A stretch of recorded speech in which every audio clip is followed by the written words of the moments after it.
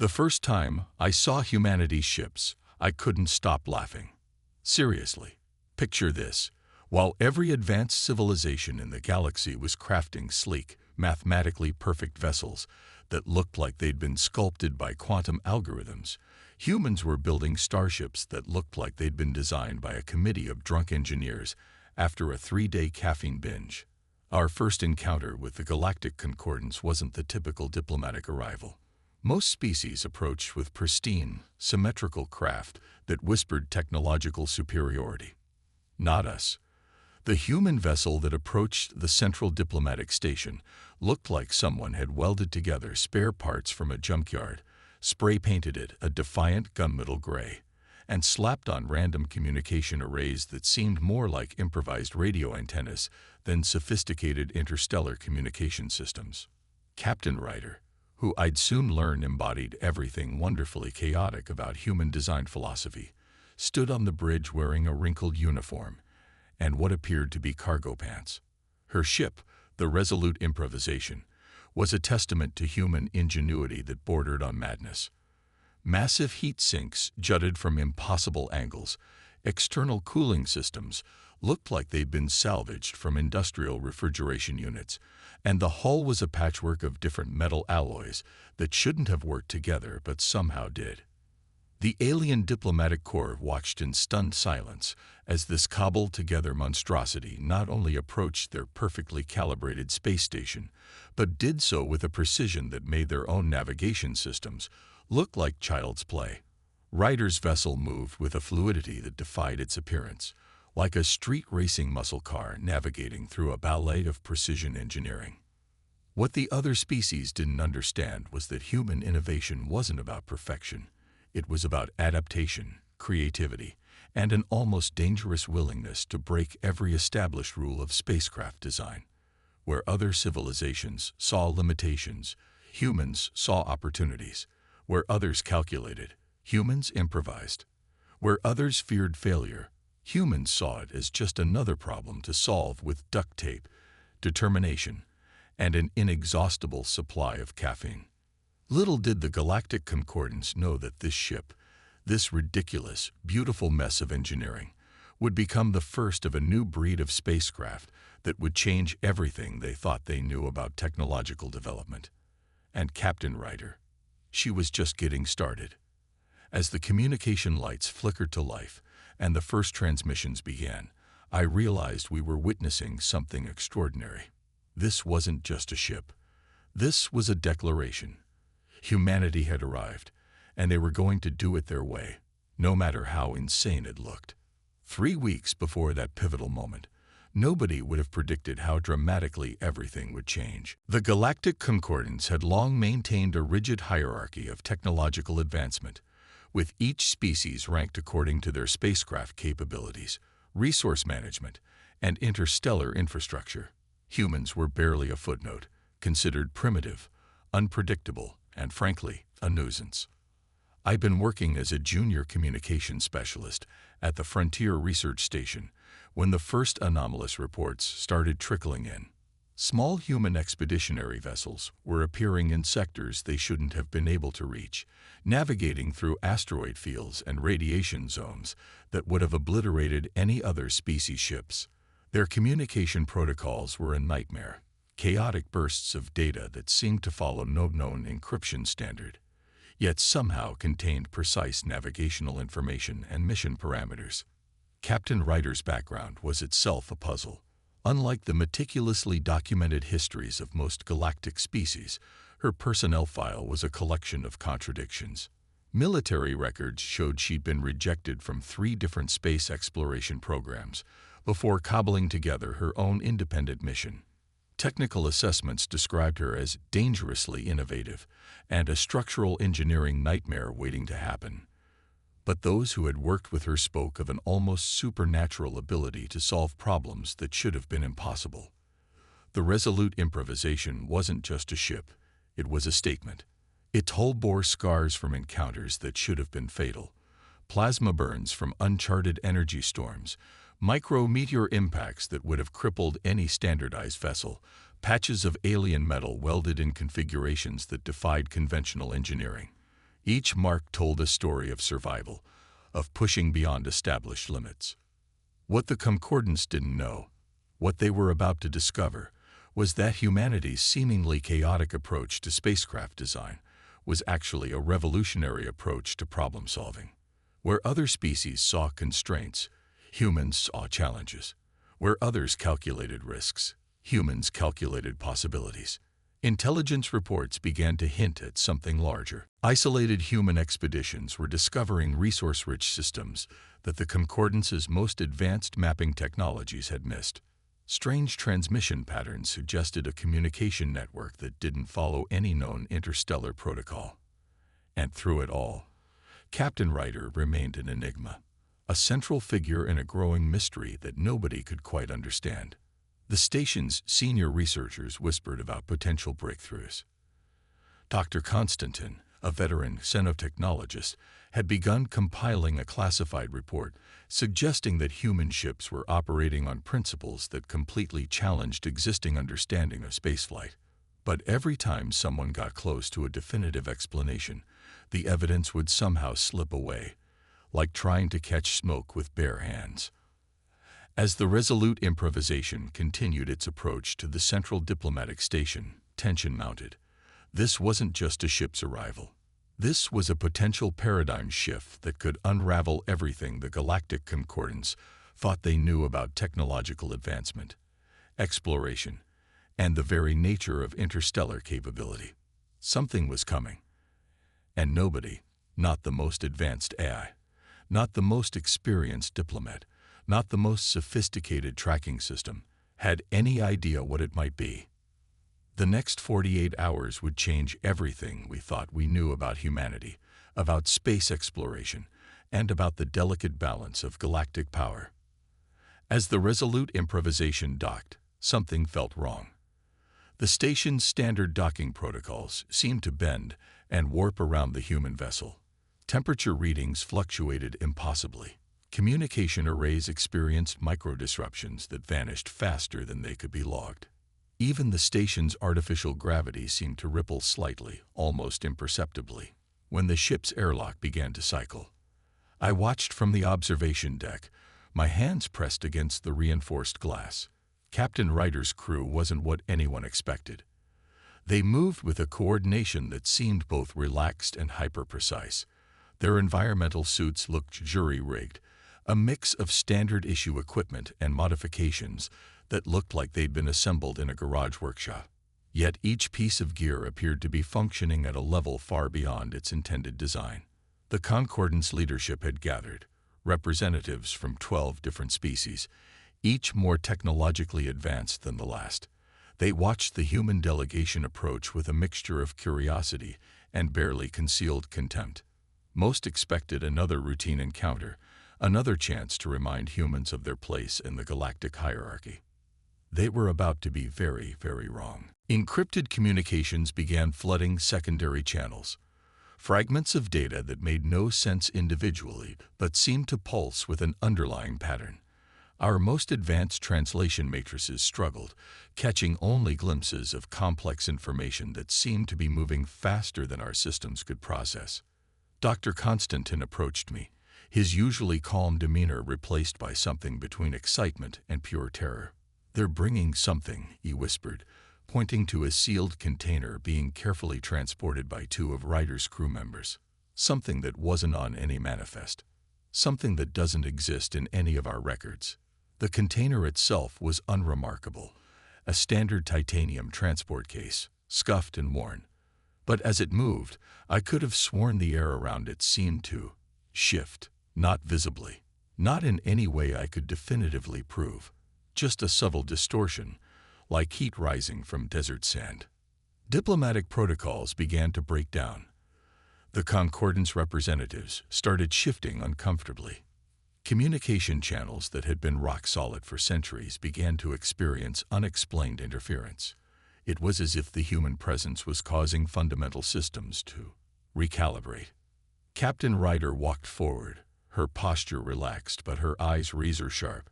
She carried herself like someone who knew something nobody else in the room understood. Behind her, The rest of her crew moved with a synchronicity that felt almost organic, like a single organism adapting to an environment. Something was about to happen, something big, and nobody, not the most advanced AI, not the most experienced diplomat, not the most sophisticated tracking system, had any idea what was coming.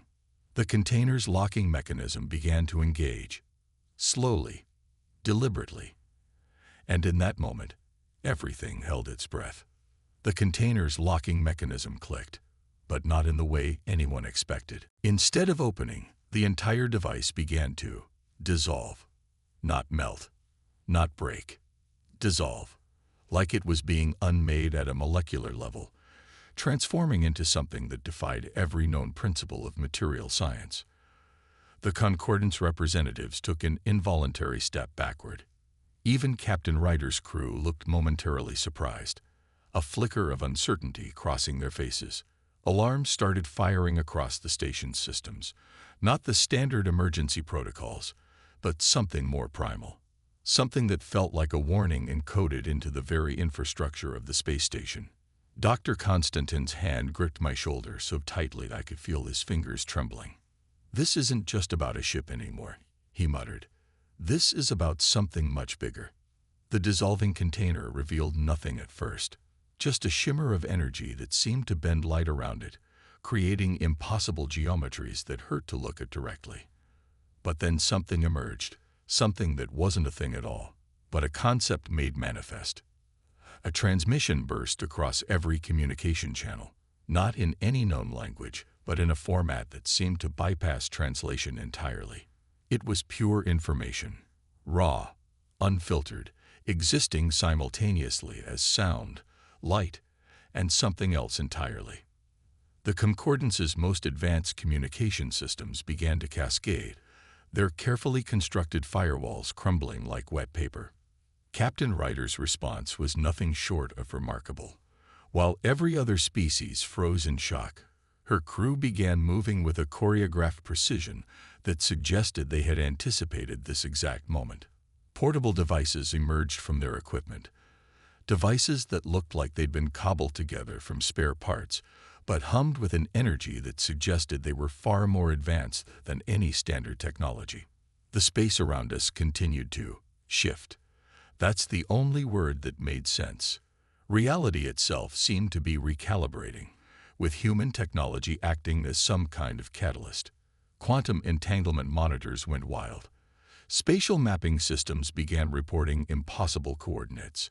It was as if the humans had brought something that didn't just challenge the rules of the universe. They were rewriting those rules in real time. "We've been preparing for this moment," Ryder said, her voice cutting through the chaos with absolute clarity.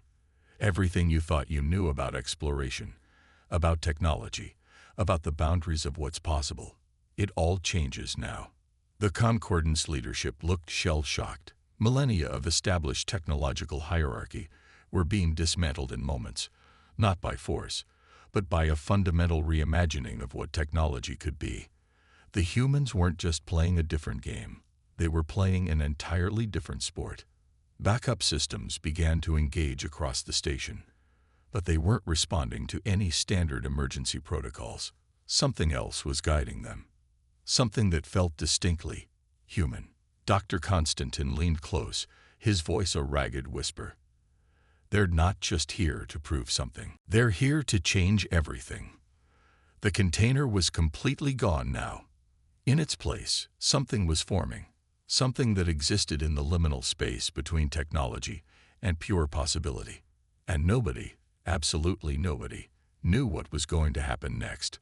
What happened next defied every scientific understanding of reality. The energy forming where the container had been wasn't just a technological breakthrough. It was a complete reconstruction of spatial dynamics. Captain Ryder stood perfectly still, her hand subtly pressed against a device that looked like it had been assembled from spare radio parts and smartphone components. But this was no ordinary device. It was interfacing with the emerging phenomenon in a way that suggested humanity had been preparing for this moment far longer than anyone realized. The Concordance representatives began to understand. This wasn't an invasion. This was a demonstration. Quantum entanglement monitors went completely crazy. Spatial mapping systems reported coordinates that shouldn't exist, couldn't exist. The energy formed a network, no, a living system, that seemed to breathe with its own intelligence, and at its core was something distinctly, unmistakably human. Raw, unpredictable innovation. "We've been watching," Ryder said, her voice cutting through the chaos. "Studying. Preparing. What you're seeing isn't a weapon. It's a bridge." Dr. Constantine's hand gripped my shoulder so tightly that I could feel him trembling. The energy continued to expand, creating impossible geometries that seemed to rewrite the fundamental laws of physics. Massive holographic displays began showing fragmented images, glimpses of unexplored star systems, resource-rich planets, entire galactic regions that had been invisible to the Concordance's most advanced scanning technologies. This was more than a technological breakthrough. This was a complete reimagining of galactic exploration. The human crew moved with an almost telepathic coordination. Each device, each seemingly random piece of equipment, was precisely placed. They weren't just observers. They were conductors of something far beyond traditional understanding of science and exploration. Suddenly, the energy coalesced, not into a weapon, not into a ship, but into a map, a living, breathing map of potential, of paths not yet taken, of resources unexplored, of possibilities that existed just beyond the edge of known reality. The Concordance leadership went completely silent. Millennia of established technological hierarchy were crumbling in moments. But just as understanding began to dawn, something unexpected happened. The map, this incredible demonstration of human potential, began to fracture. Not collapse, not fail, but split, like a living thing making a choice. Ryder's expression changed. For the first time, a flicker of genuine surprise crossed her face. "That wasn't supposed to happen," she muttered. One section of the map began to pulse with an energy signature that was decidedly not human, not alien in the way the Concordance understood aliens. This was something else entirely, something that had been waiting, watching. The room held its collective breath. Humanity had just revealed a capability that rewrote everything known about space exploration, and in that moment of triumph, they'd also accidentally unveiled something else, something that had been hidden, something that was now looking back. Captain Ryder turned slowly, her hand moving to a communication device. "Base," she said, her voice steady but with an underlying tension. "We might have a problem." And just like that, the greatest technological demonstration in galactic history became something else entirely. The first chapter of a much larger story was about to begin. 3 months after that world-changing moment, everything and nothing had changed. The Galactic Concordance spent weeks, then months, analyzing the technological breakthrough. What they discovered terrified and amazed them in equal measure. Humanity hadn't just developed a new method of space exploration. They'd essentially created a living technology that adapted, learned, and evolved faster than any known system in the universe. Captain Ryder became something of a legend, not through grand speeches or military conquests, but through her matter-of-fact approach to the impossible. In debriefings, she described the technology as simply another tool, a characteristically human response that drove the alien researchers absolutely crazy. Dr. Constantine's research team worked around the clock, piecing together the fragments of what they'd witnessed.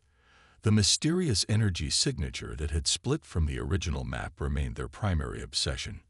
Initial analysis suggested it wasn't just an anomaly, it was a response to what nobody could definitively say. I found myself reassigned to a special research division, tasked with documenting humanity's unexpected leap in technological capability. Every report felt like trying to capture lightning in a bottle. How do you explain a technological breakthrough that fundamentally rewrites the understanding of space, exploration, and possibility? The human ships that began exploring the newly revealed star systems were nothing like the traditional spacecraft of other civilizations. They looked like they'd been assembled in someone's garage, covered in patchwork technology that seemed to defy every established engineering principle. Yet they worked. More than worked. They thrived. Reports came back of resource-rich planets, of entire stellar regions that had been invisible to previous scanning technologies. Each discovery was more mind-bending than the last. The humans approached each new challenge with a combination of scientific rigor and improvisational creativity that drove the Concordance researchers to distraction. During one of our final debriefings, Ryder said something I'll never forget. "We're not trying to conquer the universe," she explained. "We're trying to understand it. And sometimes, understanding means being willing to look stupid, to try the thing everyone says is impossible." The mysterious energy signature remained an open question. Some researchers believed it was a natural phenomenon. Others suggested it was a response, perhaps from another civilization, or something entirely beyond current comprehension. Ryder just smiled when asked about it, her eyes holding a secret that nobody could quite decode. As for the resolute improvisation, it continued its missions. Each journey revealed more questions than answers. But that was the point. Humanity had always been about the journey, about pushing boundaries, about seeing what was possible when you refused to accept the limitations others placed on you. The universe, it seemed, was about to get a lot more interesting.